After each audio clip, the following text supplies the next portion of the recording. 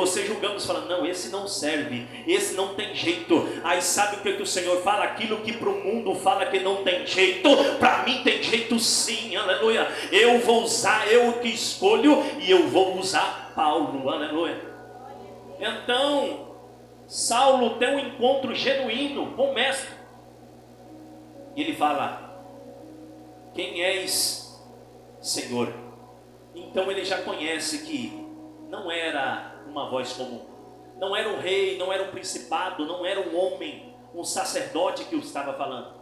Ele sabia que aquela voz que entrou, impactou a sua alma, que impactou o seu coração, era alguém que poderia o transformar, que poderia o conduzir para o caminho da vida eterna. Era uma voz que poderia tirar ele daquela situação que ele estava passando. Assim é na minha e na sua vida. Nós já escutamos tantas vozes nesse mundo, nós já escutamos tantas vozes nessa terra, mas quando nós escutamos o chamado do Senhor sobre nossa vida, nós atendemos e aceitamos Ele como o único e suficiente Salvador, Jesus Cristo. Aleluia. Porque é uma voz, meus irmãos, irreconhecível, é uma voz que não tem jeito. Quando Ele ordena uma palavra, a gente temos que obedecer. Aleluia. Então, meus irmãos, ele fala, o que quer que eu te faça? O que quer, Senhor, que eu te faça? E o Senhor, ele fala, Paulo, você vai entrar numa cidade chamada Damasco, você vai entrar numa rua chamada direita, você vai entrar numa casa, e lá eu falarei o que vós vai fazer. Aleluia. Então, neste momento, Paulo se levanta. O que eu aprendo aqui, meus irmãos? Paulo caiu sem Deus, mas Paulo se levanta com Jesus Cristo, aleluia. Paulo, ele caiu, ele não tinha Deus sobre o seu coração, mas a partir do momento que ele se coloca de pé, ele já tem algo diferente, o Espírito Santo bradando dentro do seu coração. Aquele que estava caído se coloca de pé, o Senhor fala, se coloca de pé, Paulo. E ele vai se colocar de pé e não tem mais visão. Paulo não enxerga mais. O Senhor Jesus vai o cegar. Então ele vai ser guiado até essa casa. E ele guiado pelo caminho, porque ele não sabe aonde está. Então Paulo vai dizer que Paulo ora. E Paulo jejua, porque Paulo não comeu nem bebeu. Paulo estava em oração. Paulo não tinha preparo nenhum, meus irmãos. Paulo não era nenhum dos seus discípulos de Jesus. Paulo não sentou com Jesus para aprender. Paulo, em nenhum momento você vê dizendo que Paulo era um dos seus discípulos que Jesus o ensinava. Paulo não viu milagres e nem maravilhas que o próprio Deus tinha operado sobre essa terra. Mas a partir do momento que Paulo teve um encontro com Cristo, ele teve que renunciar tudo aquilo que não agradava mais o Senhor, aleluia. Ele teve encontro com o Pai, então tudo aquilo que ele não viveu, ele começa a viver na presença do Senhor Jesus Cristo, aleluia. O Senhor, ele marcou esses 3 dias para Paulo, para poder ensinar Paulo. Eu tenho pressa, Paulo.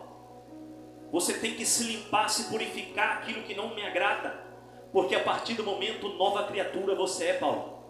Você era perseguidor do Evangelho, agora você vai ser perseguido pelo meu Evangelho, pelo meu amor.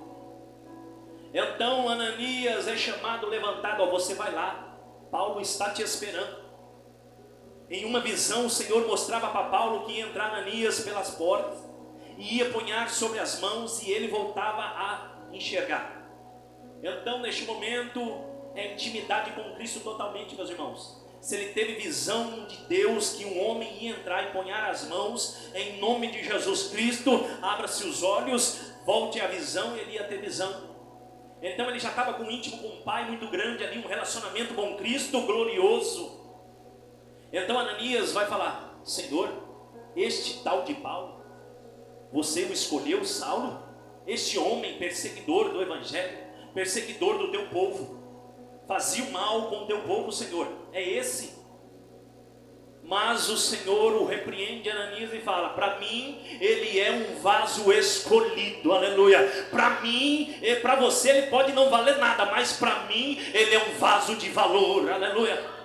Assim somos nós nas mãos do Senhor. Muitas das vezes o homem fala, não, esse daí não. Esse daí você tirou lá do charco do pecado. Esse você tirou lá da lamaçal do pecado, lá do tráfico, lá da prostituição. Aí o Senhor fala: é esse que eu quero, é esse que eu vou investir, porque o projeto é meu. Aleluia. O homem pode até dizer que não tem jeito, mas o Senhor fala: a última palavra não vem do homem, a última palavra ela vem do alto céu. Aleluia. Então neste momento Ananias tem que acatar, vai ao encontro de Paulo. Então neste momento ele chega, abre a porta como na visão, põe as mãos sobre o profeta do Senhor e ora, e o Senhor abre a visão de Paulo. E todos nós conhecemos a jornada de Paulo. Paulo se levanta, Paulo já está preparado. Não, mas o Senhor Jesus que o vai capacitar, aleluia. Porque muitas das vezes nós olhamos e falamos: esse aí já se levantou para pregar, essa daí já está no ciclo de oração, essa daí não tem preparo nenhum. Quem somos nós para dizer que não tem preparo? Porque quem chamou garante a vitória daquele que é escolhido, aleluia. Quem somos nós dizendo: esse não tem teologia, esse não tem bacharelato, esse não tem diploma, mas ele tem o Espírito Santo que o conduz na vida, aleluia. Ele tem a presença do Pai, é só o que basta. Paulo já tinha presença, já tinha o desejo de fazer. Paulo já tinha sede de fazer o ID do Senhor, aleluia. Porque ele sabia que ele foi o escolhido para levar o Evangelho do Senhor Jesus a toda a nação. Então mais na frente, vamos adiantar, Paulo começa a sua primeira trajetória. Paulo começa a procurar alguns dos profetas, vamos se reunir, vamos levantar algumas igrejas em Efésios, vamos levantar algumas igrejas, porque nós precisamos expandir o Evangelho. E o que vai acontecer? Pedro, João, alguns dos discípulos falam: quem é você? Outrora você estava aí perseguindo o povo do Senhor, agora você está querendo dizer o quê? Que nós vamos levantar a igreja, que nós vamos levantar uma geração eleita? Não, Paulo. Quem é você? Quem te ungiu? Quem te levantou? O Paulo fala: foi o próprio Deus, Criador dos céus e da terra. Ele que me escolheu. Então nós temos que se ajuntar forças para combater contra o mal, porque nossa luta não é contra a carne nem sangue, mas sim contra a potestade do mal, aleluia.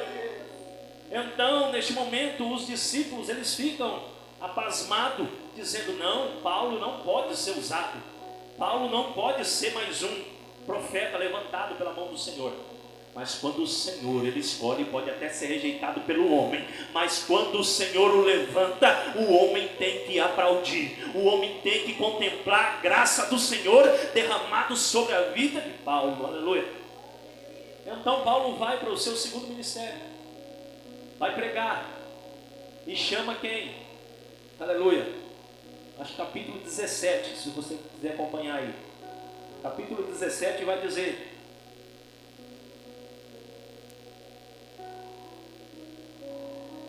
glória a Jesus.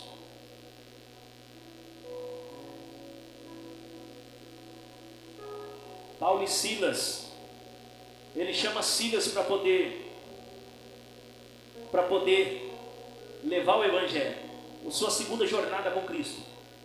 E Paulo achou que seria só maravilha: o Senhor me chamou, foi o Senhor que me escolheu, eu já sofri tudo nessa vida. Mas ele achava que com o Senhor ele não ia sofrer. Então no seu ministério, a sua segunda jornada, ele já começa a ser perseguido.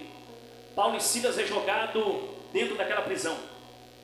Paulo e Silas é caluniado, algo que eles não fizeram, mas eles recebem açoite porque eles repreenderam um espírito de adivinha, um espírito que dava lucros aos seus criadores. Aquela menina estava com espírito imundo que adivinhava, adivinhações. Então eles são açoitados, são jogados, escorraçados dentro daquele calabouço, dentro daquela prisão. Então Paulo já começa a sofrer pelo amor de Cristo. Ele já começa a entender que o ministério que o Senhor nos dá não é só risos, não é só alegria, mas nós vamos ter momentos difíceis também. O Senhor está deixando bem claro para mim e para você. Você foi chamado, vai ter dias difíceis, vai bater na sua porta, mas se prepara, sabe por quê? Aquele que tem raiz, ele pode até se balançar para lá, pode até se balançar para cá,